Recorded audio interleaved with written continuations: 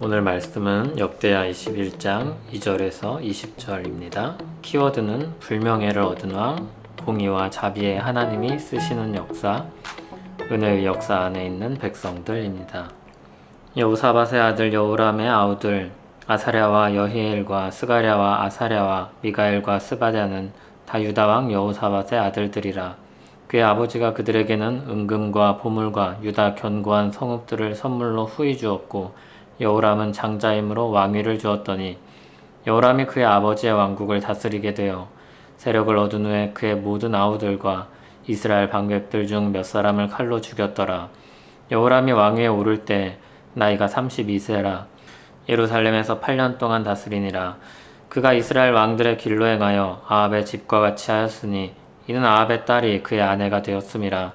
그가 여호와 보시기에 악을 행하였으나 여호와께서 다윗의 집을 멸하기를 즐겨하지 아니하셨음은 이전에 다윗과 더불어 언약을 세우시고 또 다윗과 그의 자손에게 항상 등불을 주겠다고 말씀하셨음이더라. 여호람 때 에돔이 배반하여 유다의 지배하에서 벗어나 자기 위에 왕을 세우므로 여호람이 지휘관들과 모든 병거를 거느리고 출정하였더니 밤에 일어나서 자기를 에워싼 에돔 사람과 그 병거의 지휘관들을 쳤더라. 이와 같이 에돔이 배반하여 유다의 지배하에서 벗어났더니 오늘까지 그러하였으며, 그때 림나도 배반하여 여호람의 지배하에서 벗어났으니 이는 그가 그의 조상들의 하나님 여호와를 버렸음이더라. 여호람이 또 유다 여러 산에 산당을 세워 예루살렘 주민으로 음행하게 하고 또 유다를 미혹하게 하였으므로 선지자 엘리야가 여호람에게 글을 보내어 이르되, 왕의 조상 다윗의 하나님 여호와께서 이같이 말씀하시기를 내가 내 아비 여호사밧의 길과 유다왕 아사의 길로 행하지 아니하고 오직 이스라엘 왕들의 길로 행하여 유다와 예루살렘 주민들이 음행하게 하기를 아합의 집이 음행하듯 하며 또 내 아비 집에서 너보다 착한 아우들을 죽였으니 여호와가 내 백성과 내 자녀들과 내 아내들과 내 모든 재물을 큰 재앙으로 치시리라. 또 너는 창자의 중병이 들고 그 병이 날로 중하여 창자가 빠져나오리라 하셨다 하였더라. 여호와께서 블레셋 사람들과 구스에서 가까운 아라비아 사람들의 마음을 격동시키사 여호람을 치게 하셨으므로 그들이 올라와서 유다를 침략하여 왕궁의 모든 재물과 그의 아들들과 아내들을 탈취하였으므로 막내 아들 여호아스 외에는 한 아들도 남지 아니하였더라. 이 모든 일 후에 여호와께서 여호람을 치사 능히 고치지 못할 병이 그 창자에 들게 하셨으므로 여러 날 후 2년 만에 그의 창자가 그 병으로 말미암아 빠져나오매 그가 그 심한 병으로 죽으니 백성이 그들의 조상들에게 분향하던 것 같이 그에게 분향하지 아니하였으며, 여호람이 32세에 즉위하고 예루살렘에서 8년 동안 다스리다가 아끼는 자 없이 세상을 떠났으며 무리가 그를 다윗성에 장사하였으나 열왕의 묘실에는 두지 아니하였더라. 아멘. 여호사밧의 아들 여호람이 유다의 왕이 되었습니다. 여호람은 요람이라고 기록되기도 합니다. 북이스라엘에도 여호람이 있다는 것을 기억해 두면 좋습니다. 동명이인인데다가 연대도 비슷합니다. 여호람은 역대기에서 최초로 완전히 악한 왕으로 평가되는 인물입니다. 역대기는 하나님께서 선한 자에게 은혜를 베푸시고 악한 자에게 보응하시는 분이라는 사실을 강조합니다. 여호람은 악한 길을 걷는 자를 하나님께서 어떻게 대하시는지 보여주는 첫 번째 예시입니다. 그럼 일단 여호람의 악행을 살펴보고 다음으로 그에 따른 결과를 보도록 하겠습니다. 여호람은 왕위에 오르고 나서 형제들을 죽입니다. 자신의 왕권에 위협이 될 수 있다고 여겨지는 모든 불안 요소를 제거한 것입니다.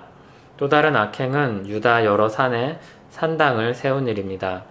그로 인해 유다 사람들이 악한 길로 들어가게 합니다. 그런 여호람의 통치를 보시는 하나님께서 어떻게 반응하십니까? 여호람 때 에돔과 림나가 배반을 합니다. 10절을 보면 그런 변화는 여호와를 버린 결과라고 말씀합니다. 에돔은 천연자원이 오가는 무역로로 국가에 큰 손실을 주게 됩니다. 하나님은 엘리야를 통해서 그의 죄와 그에 따른 비참한 결과를 예고하셨습니다.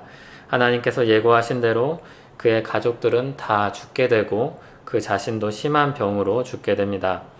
여호아스 한 명을 제외하고는 집안 전체가 증발되어 버립니다. 그의 아들들은 블레셋과 아라비아가 침공했을 때 죽임당하고 여호람은 그 이후에 심한 병으로 죽게 됩니다.